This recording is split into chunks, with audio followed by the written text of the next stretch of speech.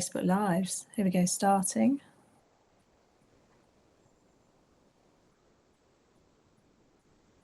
Great, looks like we're live. Live. Emma and I are already celebrating a win because the tech works. It's amazing, and we're both here. And someone's here. Hi, Emma. Lovely to see you here. Fab. Great. Hi, Emma. How are you? I'm very good, thank you. And what is so, I think, timely, because we're going to talk about storytelling, aren't we, today?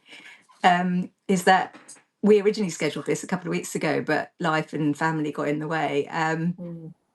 But it's very, very prescient that we're talking about it now. So yeah, we'll come on to why. Oh, shortly. good. Yeah. Oh, I'm so glad. Cool. Well, I will give you a second to introduce yourself in a minute, but just to let people know who are joining us live or watching the recording of this, I had an idea to do some sessions or lives with other people a little while ago, and I've called it Inside the Story, really because I just wanted to show storytelling out in the wild. It's such a powerful tool. People use it in completely different ways, and it's so impactful. So that's what these series of conversations are about, and I hope that I will be able to do loads more. Emma was such an obvious choice to ask to kick us off, so that's what this is about, really. It's just asking a special guest how storytelling shapes and impacts their life and their work. So that's what we're doing here today. So Emma, would you like to introduce yourself and tell us where are you zooming in from? And tell us what you do. Yeah, for sure. And thank you so much for having me. I'm so happy to be here. So yeah, I'm Emma Simpson. I am an author. I wrote my first book, was published last year, Breaking Waves, which is healing, discovery and inspiration in the open water. Gorgeous book. Thank you. My second book is now going to be due out in 2028. So I will talk about that a bit more when I can. But that's very exciting. And I have a Substack called Lemon Soul. And I set that up really, and it's all about storytelling. My book is narrative nonfiction. So I don't write in the kind of expert or teaching space of nonfiction. I write very much in the narrative, in the story driven, in the sharing people's stories. It's kind of what lies at the heart of everything I do and everything I write. So what's been really interesting, as I was saying about the timing of this call, is that when I first came to Substack in particular, you don't really know what your space is here necessarily. Like, I love that yours is so defined around the inside story and storytelling. When I first put Lemon Soul together, it was very much like, it's like slices of life, refreshing perspectives, and I just write things around things I observed, and it was sharing stories, but it didn't really have a kind of theme as such. And now the theme has become all about storytelling the more I've come into it, because I've realized that's what I do through my books, through my writing. That's what I encourage when I do creative writing mentoring, whether it's fiction or non-fiction. It's still all about being story driven. And just last month I set up something called a story circle within my Substack. And I have a book club where we discuss books written about the craft of writing. So again, learning storytelling and all those things, that we have on our shelves that we don't actually read. But that's inspired us to set up a story circle. And last night we had the most magical meeting talking about fairy tales and folklore and legends and the origins of storytelling. So I was just so in that space to chat to you about this today. It's brilliant. That's so gorgeous. And a couple of things that I just got from what you said just then. It's just the importance of that kind of thread, that theme that runs through what you do, and it comes back to what you want to be known for, doesn't it? And I very much see you as someone who's known for really real, raw, honest stories. And you're obviously such a beautiful writer as well. But also that thread doesn't become apparent straight away. We kind of we have to do the thing for a while first before we're like, oh, okay, this is what I want to say. Yeah, totally. And then it might evolve again, and it might change, because funny enough, when I wrote Breaking Waves and people would come to me and say, because it's blue and it's got a swimmer on it and it's about the open water, and I said, well, it's not about swimming. it's not about the open water, and you don't have to be a swimmer to read it. It's actually about the eternal themes that we all experience. It's about grief, it's about loss and recovery and hope. And the medium with which I write it in happens to be water, because that's where my experience lies. But for you, it could be art or music or running or dance. I know for you it's running. You know, running is such a big part of your life. Or it could be writing, it could be anything. So it does come back to, you know, you start off thinking you're giving one message, but actually it comes back to these common threads that we share so often. So true. And I often say to people, you know, first of all, what's the story about? And like you might say, well, it's about swimming. Yeah. And then you kind of go, yeah, but what's it really about? Take a step back. What do I really, what's the most important thing I really want to tell? Exactly that. Yeah. Exactly. Yeah. Fantastic. Gorgeous. Well, I've got some lovely questions for you, but, you know, feel free to veer off track if you want to. So what's your earliest memory of storytelling? So I am very lucky in that I grew up in a house full of books. My mum was and is, she's 85 now. She's a voracious reader. She's 85 and she is in 3 book clubs. And we're in Dorking in Surrey. So I was going to say where I was zooming in from, but yeah.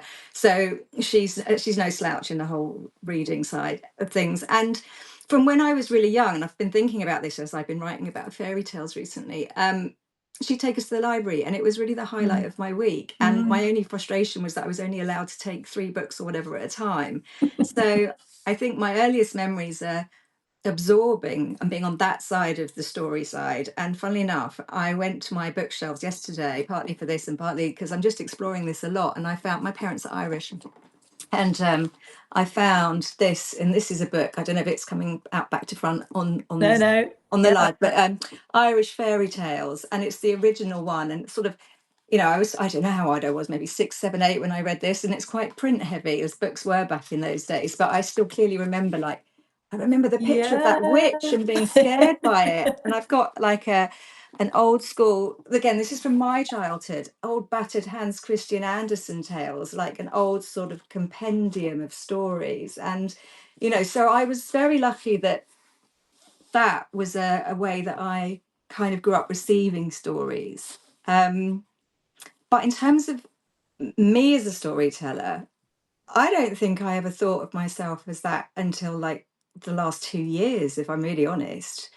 Because I mean, I loved English at school, I loved writing stories, but I was good at maths. And I don't know if it was like a societal thing, but because I was good at maths, that's where I went with my path. So I went and did a maths degree, and I had a technical career, and I was in air traffic control. So I didn't really, you know, I used to write journals and travel blogs and things just for me, but I never really considered that I would go down that road until this all came about. And now I'm just like, this is where it's all at. Yeah, you know, this is how I now feel like it's really crystallizing that's what I do. That's what I am. That's what we are, you know. We're hardwired for story. Yeah, we totally are, as a human race, aren't we? Yeah.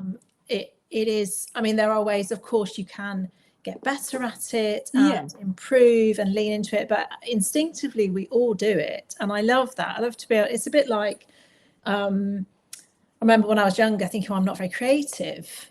Clearly I am very creative. I make stuff up all the time. I create things with words. But when I was younger, I thought, well, I'm not very good at art, therefore I'm not creative. And we do give ourselves these labels.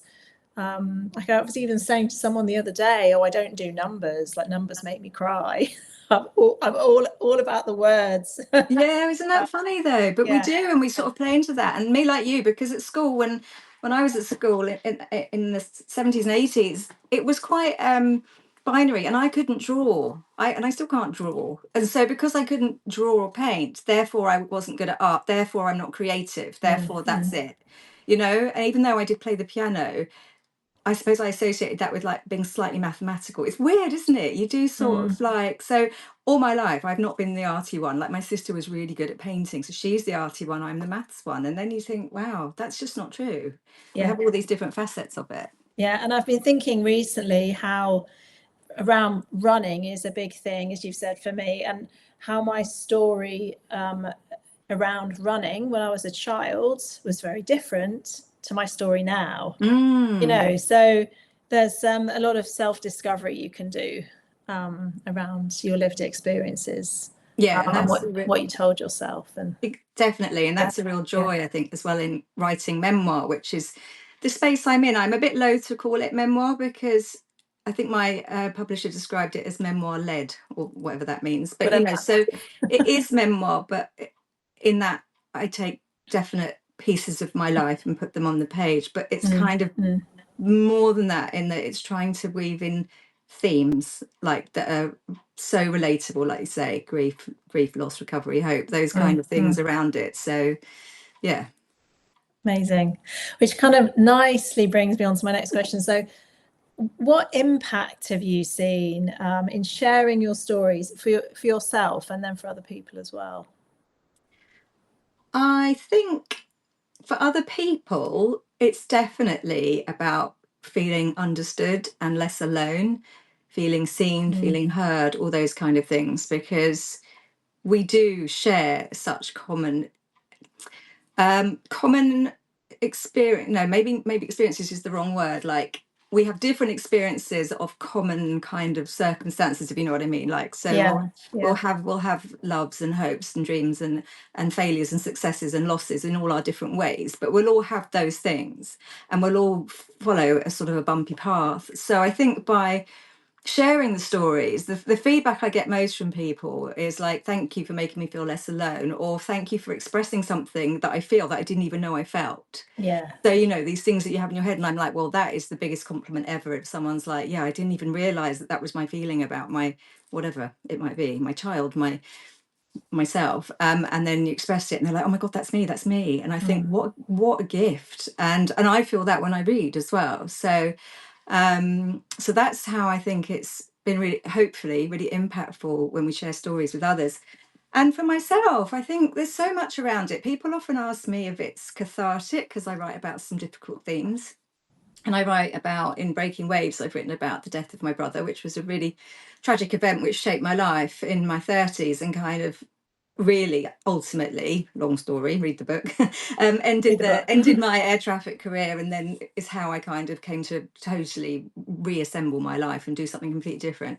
And people often say to me, was it cathartic writing about him? And I'm like, well, do you know what? I'd actually done that already. It was quite a long time ago. What it was joyful. It was, I went back and, especially when you've lost someone, people rarely go back and ask you about the childhood memories or what you were like growing up. I'll talk a lot around what happened around the end of his life, maybe, or other circumstances. But I found such joy in going back and thinking, oh God, yeah, I remember that. And I remember that jumper. And I remember that camping holiday in France, or climbing that tree, or, so it's kind of validating as well of yourself. And it's enjoyable. It's fun. It's fun. One of the books that, no, it's not in this room, but in the book club that I run about the craft of writing, is Bird by Anne Lamott, which we're reading at the moment, and it's so good. And one of her quotes that's my favorite is, publication isn't all that it's cracked up to be, but writing is. And it comes back to that. It's like writing your stories, fiction or non-fiction, because you sort of weave in and out of both, I think, is a joy. Oh, so good. So, and I wanted to ask you, I often talk about sort of the difference between maybe writing the story for yourself at that time when perhaps it's not ready to be shared. Did you get a sense of that when you were writing the book in particular? Oh yeah, definitely. And I think there's things that you write to sort of get out of yourself. I think there's a lot of sense making around writing your own story, and because we all have very complex lives, and I think there's a sort of splurging out. And I remember my agent saying to me right back at the beginning, just get your story out, and then we'll peel bits away and we'll put that away, and it may never get used, it may come back into something else, and you're like, right, okay, I've got that out of my system now, so I can clear all the chaff and see what's left and what are the threads that I want to take through. So yeah, I think that's hugely important. And it also just sense making, we go through okay, I hadn't seen that link before. And there's something about when you write it and then you read it back, you're like, oh, okay, that explains that about me, or about my family, or whatever. Yeah, absolutely. I always find it fascinating if I flick back through journals and noticing the kind of the similar language points that come through or themes. And Yeah. okay. Yeah, because we sort of, our memories are funny things. And it's fascinating. My daughter's studying A-level psychology, and I find it fascinating, like the fallibility of memory. Yeah. Which is why memoir is given quite a lot of license, I suppose, to account for the fact that you might conflate two memories or something like that, as long as you're telling your truths. There's obviously massive caveats around that. But I find that sort of fascinating. So I think if you've kept things like diaries, I mean, I did used to keep diaries, but when we moved house about 15 years ago, I chucked them all. At that point, I regret doing it, but I did it, so I can't undo it. That would have been very interesting. But I've kept all my travel journals and my travel diaries always. Those are all in little notebooks, which is great to look back on. Yeah, absolutely. I heard someone once say, tell your truest truth, which I always find really helpful, because that sense of, we may go through the same experience as the person next to us, but we're going to remember it through a different lens and a different way. We're going to remember different details. Yeah, and I think that's okay. And I think, when you come to the more difficult things, particularly when I talk about things like, say, my brother's death, I had to then consider how my mum would receive that. So for her, it's the loss of a child. And I did not experience the loss of a child. I experienced the loss of a sibling in my lens. And so I was so careful about how does that, part of me is like, how is that going to translate to others who are close? And my sister, who had the same event happen, but had their own experience of that event. But also you have to tell your truth, because I'm like, it is how I experienced it. So you're obviously doing it with, hopefully, kindness and compassion to those around you. Yeah, so important, isn't it? And creating that kind of safety, I think, for yourself, but then also your audience, is really important. Yeah, and you do come across some uncomfortable truths, for sure, in yourself, and that sometimes can be really challenging as to how much you decide to share or not share. I don't have to tell everything, because I've also somehow got to protect myself. And then I think you sort of ask, what purpose is this serving? Is that too far? Is that too much? Is that helping me? Is that helping others? I'm very open, as you know. Often gets described as quite raw, my writing. But I think I like to do that because, again, back to the point of making other people feel understood and connected, like that these are the things that other people experience. But there will be things that I don't share, for sure. And that's such a helpful starting point, isn't it? Kind of thinking, what's the purpose of this share? Actually, if it's just to serve me, maybe it's best in my notebook. Exactly. But actually, I like to talk about heart posture. What's my heart posture in sharing this with my audience? Nice. Is it the best way I can serve them right now? Yeah, I love that. Exactly that. Nice. So you've kind of answered. I was going to ask you, what's the line between honesty and oversharing, which we've kind of talked about, but I wanted to ask you, have you ever shared a story, I'm sure you have, that's pushed you a little bit outside your comfort zone? And what did that, I imagine maybe your whole book pushed you slightly outside your comfort zone. But what did that look like for you, and how did you navigate that? Yeah, I mean, it's interesting. With the book, the things that I was the most careful around were other people's stories, because I interviewed women around the world, and some of them had some really extremely deep and painful stories, and beautiful stories, but with some real heartbreak in there. And so for me, that was the thing I wanted to take most care of, was making sure I was doing them justice. And so I did, lots of back and forth with people around, this is how I'm representing it. In terms of myself, I mean, the whole book was pushing myself out of my comfort zone for many reasons. Partly there's things in there that I talk about that my children didn't know about. So my girls are teenagers, they're now 19 and 17, but 18 and 16 when the book came out. So I would say to them, I mean, they haven't read it.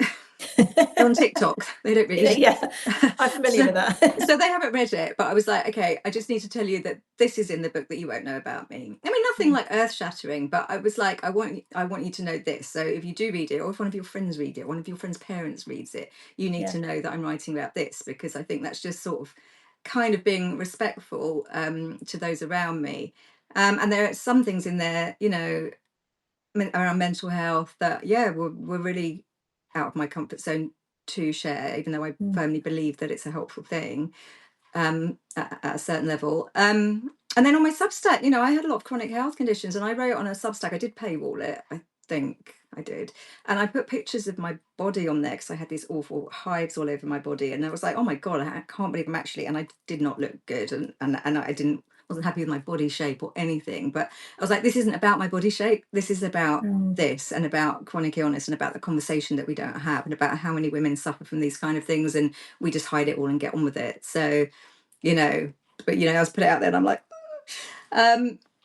and I think with the book itself, it was more like the whole thing, because I'm like, oh, okay, am I going to share that? Yes, no, okay, make all those decisions, write it. And then even the hardest thing is like, but now what are people going to think, regardless of what I've shared on a particular moment? What if they think it's crap, boring, bad writing? You know what I mean? It's that, because the whole thing is such a vulnerable process. Yeah. And I think it all comes down to what our boundaries are, doesn't it? And how we get to shape those ourselves and control them. But I do think like the paywall can be super helpful. And then also it's something like a book, you know, people are paying to read that, something you've created. So that payment, I think, sometimes creates that sense of commitment. And it's not like readily available for anyone on the internet, you know. Yeah, that's very helpful. true, actually. That does give an element of protection. And yeah, you know, I think after, the people I was probably most worried about were family, not my direct family, because they all read it. Well, not my kids, but, you know, my mum, my sister, my husband had all read it. But the next level of family, I'm like, God, they probably don't know this, but, you know, so yeah, but there is something about that. I think people respect that you've put it out as a thing that's to be bought, to be sort of hopefully treasured. It's a legacy type thing. Yeah, absolutely. Yeah, vulnerability is such an interesting thing, isn't it? I quite happily post kind of sweaty selfies of myself, you know, out running, or I'll write vulnerable stuff on the internet. But there are still some topics that I'm like, I'm not ready to go there yet. Certainly not for the world at large. No, and you don't have to. And I think that's the thing, because I also think, you know, we don't need to bear all. I mean, I'm not into this sort of confessional, you know, everything. Because again, you sort of can tip into, I don't know, not that I would say trauma porn or something. Do you know what I mean? It's like, you don't need to. Well, everyone makes their own choices. I think it's in your you have agency over that ultimately. And it's just remembering that and thinking, this is what I feel comfortable sharing, and then variations on it. I mean, the whole fairy tale thing that I've been looking into, I mean, God, it's such a fascinating world. And you know, all those stories evolve and are shaped. And, you know, we were talking last night about, you know, you've got the Disney version of Rapunzel versus the Grimm brothers version of Rapunzel versus the original French fairy tale of Rapunzel. And they get darker and darker and darker the further back you go. I mean, there's no happy endings and Disneyfication in most of the origins of these folk tales. They're mostly like cautionary tales, or based in some kind of moral lesson or something, you know, and there's you know, and they're kind of rehashed in different variations, but but there's still like a truth that sits in the middle of all that, with the embellishments around the outside. And I love that. That is lovely, isn't it? And of course the stories do that naturally, don't they? From generation to generation they evolve. And it's sort of back to the fallibility of memory, I think, particularly if you're doing oral storytelling. And you know, it's wonderful, I think, that people like the Brothers Grimm, who were kind of collators of tales, did record these and write these down, because a lot of theirs was from those like oral storytelling traditions. But things evolve so hugely. I mean, even when I talk about a story that I was talking about, a story from my childhood, which was actually a book called The Selfish Giant by Oscar Wilde, and I Yeah. One that really, really stuck with me and really impacted me as a child. And I was retelling it last night and I told it completely wrong. But the essence of the theme was there. But then I got the book out and I'm like, oh yeah, yeah, okay. And it's funny how your brain does that all the time. Yeah, absolutely. Especially as you get older. Yeah, yeah, for sure. At least I remembered the title. That was something. Oh, that's so good. Yeah, my sort of final main question is just tell us a bit about your story creation process, because I think, and maybe this is just me as a fellow writer, but I'm always fascinated to hear about people's different creation process, from, you know, idea through to going through the messy middle, Yeah. the bog of doom, and kind of at the other end. So yeah, what's that been like for you? So with Breaking Waves, because I have a lot of other women's stories in the book, that kind of started out as an exploration of just like this, like chatting. And I very purposefully did that in a non-academic, non-journalistic way. I didn't take notes. I'm not a journalist, but I didn't take notes. I just thought, so it's about listening, right? I wanted to have a conversation with you, with Claire, right now, and I want to listen. I want to listen because I'm sitting here writing this. I'll miss the next thing you said. So I would really just have these chats, and a bit like this now, like we're not quite sure where it's going to go, respond to it and really hold it. And then I'd sometimes just, it might be a couple of months before I worked out what of that was going to land and how that fitted into the wider story. And then I'd play it back to them and say, this is how I've interpreted what we talked about. And I mean, every one of them was like, oh my God, I love it. But it could take quite a long time for that to happen. So there was quite a lot of creativity, I think, around that, and trust in myself, I think, to be able to relay those stories without that. Because I mean, I suppose historically I'd be more academic. I'd be more like, okay, let's reference, let's sub-reference, let's, you know, get facts, you know, and I'd done a master's and stuff, and everything is so kind of rigid around that. So it was a real giving myself that freedom. And in terms of other things, and the book I'm writing now is much more, it's called it's Chasing Ice is the working title. I talk about it on my website, and it's basically memoir led again, but it's about coming to another massive life change, and it's about being on the cusp of my daughters leaving home, as they're both about to go to university within the next 12 months, and being on the cusp of this next great adventure, and my dream to go and swim in Antarctica.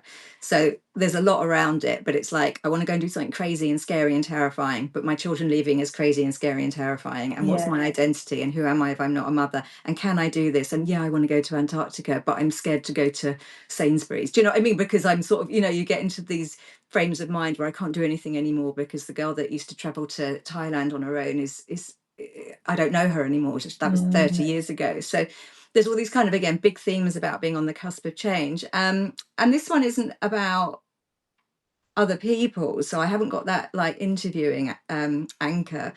But what I do love doing is going down rabbit holes of research. And again, it's sort of a similar thing. So I'll find out some stuff about Antarctica, which is relevant because it harks back to my air traffic control background, and there's a potential job opportunity. So there's a whole thread around it.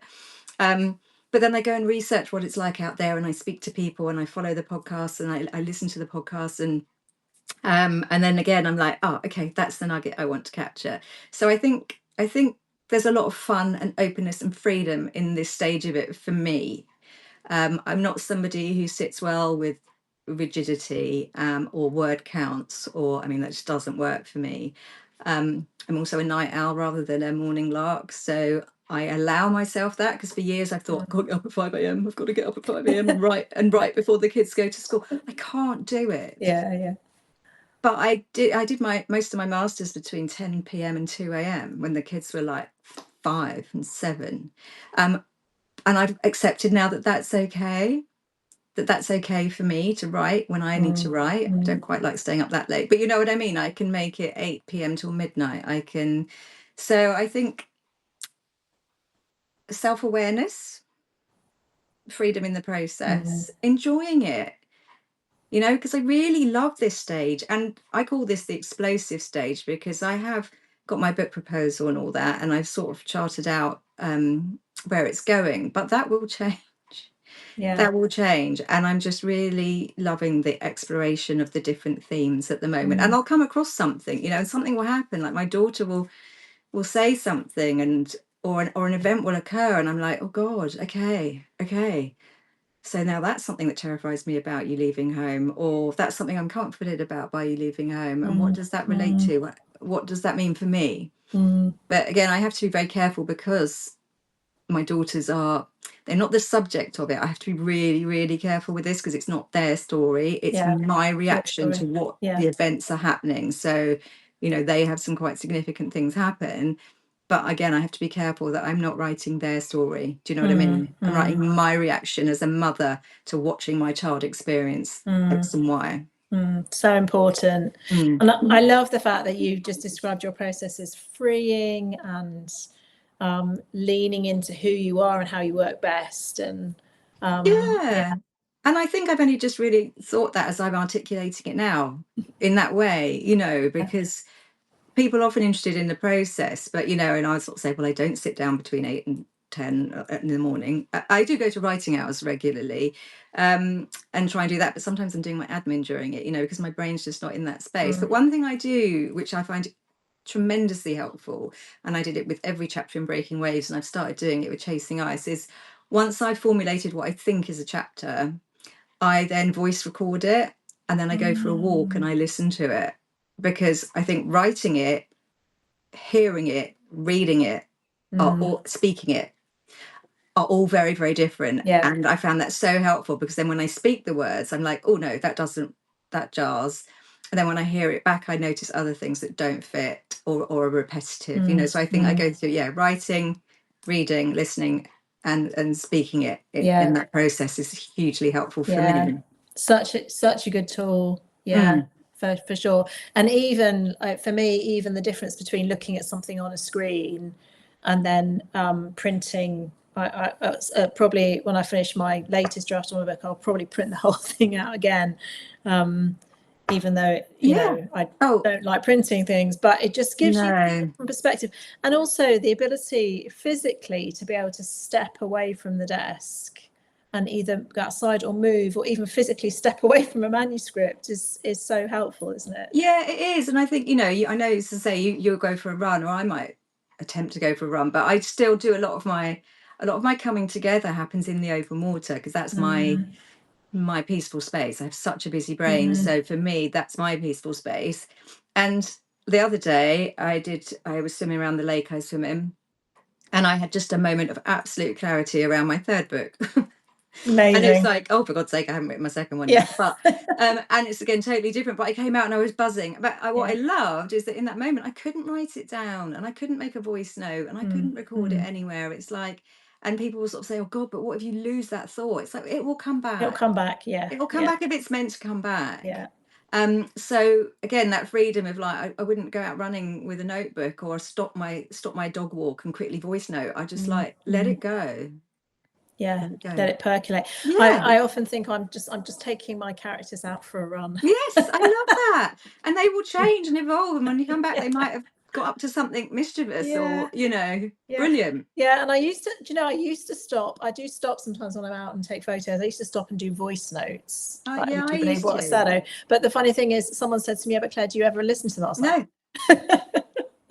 Exactly that. I used to do exactly that. Stop and make voice notes. I have not listened to one of them ever. So I stopped doing it. Yeah. Oh well, there we go. Trusting in the process. Absolutely. And trusting in yourself and not thinking there's a way it has to be. If rigidity and word counts and that work for you, then that's your way. Yeah. As well. Yeah, so true. Amazing. So is there anything else you like to add, Emma, that we haven't covered? So nice to see some people live. Thank you everyone for being here. It's so lovely to see people popping up at the bottom. And if anyone had any questions at all, that would be amazing. Oh, I've just seen, hi Eva. Oh, thank you. Thanks, Casey. Oh, thank you so much. Lovely Lots messages. Lots of love in the chat. Jackie. Yeah, no, it's great. It's great. I mean, I've just, my last thing, I suppose, and this is all honestly coming about like today, the evolution of where I feel my work and sort of purpose is going into this storytelling vein. So I've never studied writing, and I've always like, should I do an MA in creative writing or something? And I was like, no, I'm not going to. I'm going to read a bit. I'm going to read about the craft of writing and learn what I can. But I may do some studies. I decided today in like folklore and mythology and stuff like that, because I found like there is so much inspiration and things that lie at the heart of the stories. And even like when I was doing a bit for a Substack article today, something came up on Google about it was like folklorists call that the child and the ogre tale or whatever, or there's like, like there's all these, you hear that there's all 7 types of story, or there's people blow that theory out of the water. But the fact that you've got these kind of things that have gone back since time immemorial about how and why we share and tell stories. So I think I might do some further studies around that side of things, going right back into the roots of it. Amazing. And actually I've found that although we don't have to stick to formulas, sometimes knowing these formulas can be helpful. There's different types of stories when we're writing, whether it's fiction, non-fiction, a piece of content, a Substack, whatever it is, recognizing this is the hero's journey, or this is a rags to riches story, whatever it might be.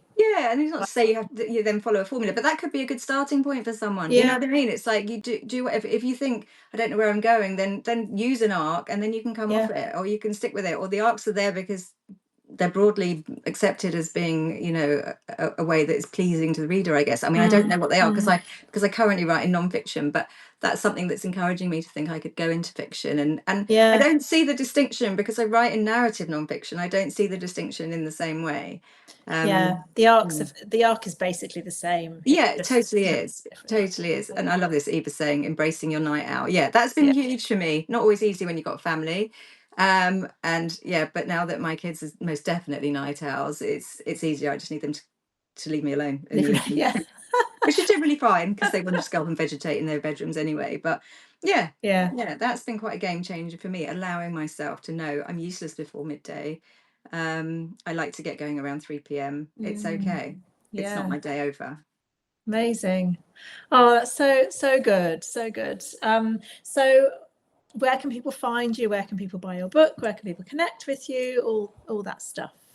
So my website is called emmasimpsonauthor.com. That's basically my everything. My Instagram is Emma Simpson Author. I'm Emma Simpson on Substack, and my Substack is called Lemon Soul, SOUL. But my website, Emma Simpson Author, kind of is the home, and that has links to where you can buy Breaking Waves. I mean, you can buy Breaking Waves anywhere. You can buy it in every Waterstones in the country. Paperback's just come out, which is lovely, and it's very dinky. Amazon, all the usual places. And on my website, there's links to my Substack, there's links to where you can buy the book, there's information about the second book I'm writing, that in progress. So any news on that, which will be coming up shortly, I will be sharing. And just writing life and any events I'm doing. I'm doing my last event this weekend in the Lake District for the Breaking Waves tour, which has been going on for just over a year, and it's been immense. Amazing. And fabulous. So that's up there, and then I'm gonna get back into the writing cave and really, really focus on book 2 and try to keep book 3. I struggle with that a bit. I'm often doing 2 at the same time. It's a very different one, book 3, but that's okay as well. Because people are like, oh, just finish 1. I'm like, it's not my style. I will finish the second one, but when bursts come on of the third one, especially when I'm doing the boring edit stuff for the second, I'm going to allow myself, I'm going to have creative play with that now, because I'm not linear. It doesn't work. I think I'm the same. I mean, ideas aren't the problem. Ideas come and they nag at me, and I have to do something with the idea, even if it's just creating a folder on my computer and putting in some notes, or creating a new note on my phone and stuff down, or whatever it is. Well, I use a tool, and we talk about it in a lot of writing groups, called Scrivener. And for me, Scrivener is my dumping ground, and I love that. So I've got a Scrivener for book 3, and so it's really tidy. And well, my notes aren't tidy, but it's such a great place. So then I can open that up in a year's time, and all those thoughts that I've had, I can look and see if I can rationalize them. So that's another top tip. It's a great tool, actually. So good. My 11-year-old reads multiple novels at the same time. Wow. Can you imagine that? Well, do you know what I do? I generally do have quite a few books on the go. I do. I'm terrible. And audio, because walking the dog, I now have audio. I am pretty bad for that. But it depends. I'll get one. If it's a page turner, I'll read it in 2 days. Yeah. But yeah, I'm guilty of that too. Amazing. Thank you so much, Emma. Thank you. It depends. I haven't done live before on Substack, so if there are show notes, I will put all those links to Emma's Substack and her website and everything in the show notes, if such a thing exists. I have no idea. I didn't even know you could record them, Claire. So you're a step ahead of me. I thought it just happened and evaporated. So yeah. But thanks for having me. It's been delightful. Yeah, and thank you everyone for coming. It's so lovely to see you and for your lovely comments. It is. Yeah. Thank you. Thanks, guys. And yeah, and anyone, as I said at the beginning, for anyone was here, I'd love to do a kind of an inside the story live chat, maybe once a month, once every 2 months. So if you are someone who feels like storytelling has really had an impact in your life and in how you work, it might be in the writing space, it might not be, then reach out. I'd love to hear from you. Great. Thank you, Emma. It's been gorgeous. amazing. Gorgeous idea, Claire. And I can't wait to listen to future ones. Thanks for having me. Thank you. Bye, everyone. Bye.